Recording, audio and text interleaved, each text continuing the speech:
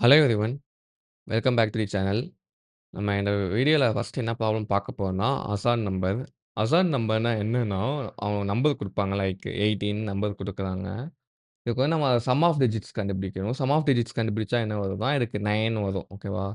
So இந்த some of digit வந்து நான் ஒரிஜினல் நம்பர டிவைட் பண்ணுச்சுன்னா, அது வந்து அசார்ட் நம்பர். இப்ப 9 வந்து 18 டிவைட் பண்ணும். ஸோ அதனால அசார்ட் நம்பர்.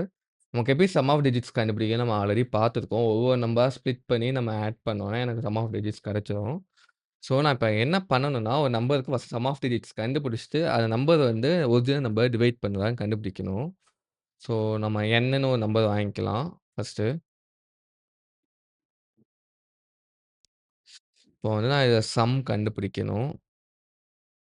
ஸோ இந்த பார்ட்லாம் நம்ம ஆல்ரெடி பார்த்துரலாம் ப்ரீவியஸ் வீடியோல. யாராச்சும் பார்க்காம இருந்தீங்கன்னா, அத பார்த்துருங்க. ஸோ லாஸ்ட் நம்பர நான் ஸ்ப்ளிட் பண்ணி எடுக்கிறேன்.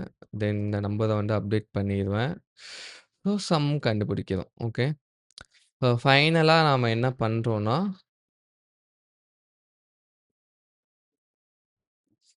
நாட் ஈக்குவல் ஆ நான் வந்து 0 வரதுனால ஒரு காப்பி எடுத்து வச்சுர்றோம். ஸோ எம் மாட் ஆர் ஆர்ல சம் ஈக்குவல் டூ 0வான்னு பார்க்கும். 0 ஆனா டிவைட் ஆகுதுன்னு அர்த்தம். எஸ்ஸு இல்லன்னா நோ. ஓகேவா? ஸோ நம்ம என்ன பார்த்தோம்? 18 பார்த்தோமா? 18னா 9 வரும். 9 வந்து டிவைட் ஆகும். ஸோ யாஹ் 9 வந்து டிவைட் ஆகும். இப்ப நம்ம 19 குடுத்தா 10 வரும். இது வந்து டிவைட் ஆகாது. So no. ஸோ நம்ம ஒரு நம்பருக்கு சம் கண்டுபிடிச்சு, அந்த சம் வந்து அந்த ஒரிஜினல் நம்பர டிவைட் பண்ணுச்சுன்னா, அது வந்து அசார்ட் நம்பர்ன்னு சொல்லுவோம். இப்போ நெக்ஸ்ட் நம்ம என்ன பார்க்க போறோம்னா, பெர்ஃபெக்ட் நம்பர்னா என்னன்னு பார்க்க போறோம். பெர்ஃபெக்ட் நம்பர்னா என்னன்னு சொல்றாங்கன்னா, ஒரு நம்பர் குடுக்குறாங்க.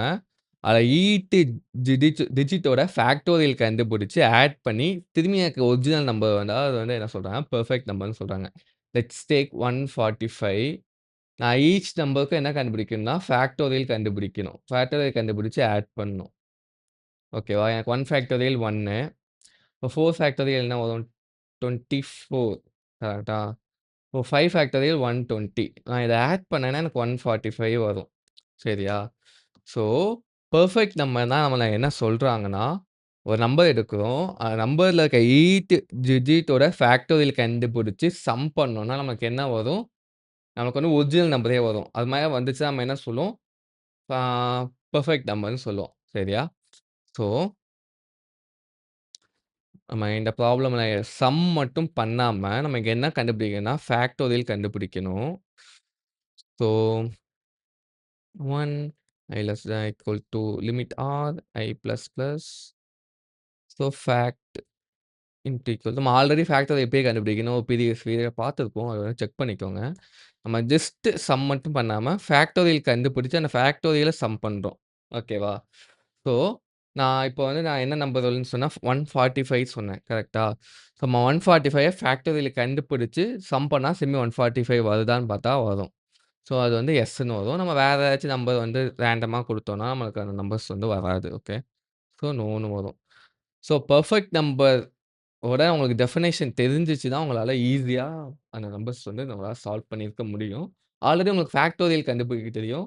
ஒவ்வொரு டிஜிட்ட எப்படி ஸ்ப்ளிட் பண்ணணும்னு தெரியும். 2மே நம்ம பார்த்துருக்கோம். அதனால பெர்ஃபெக்ட் நம்பர் அவ்வளவா இம்ப்ளிமென்டேஷன் உங்களுக்கு தெரிஞ்சத வச்சு தான் பண்ணியிருக்கோம்.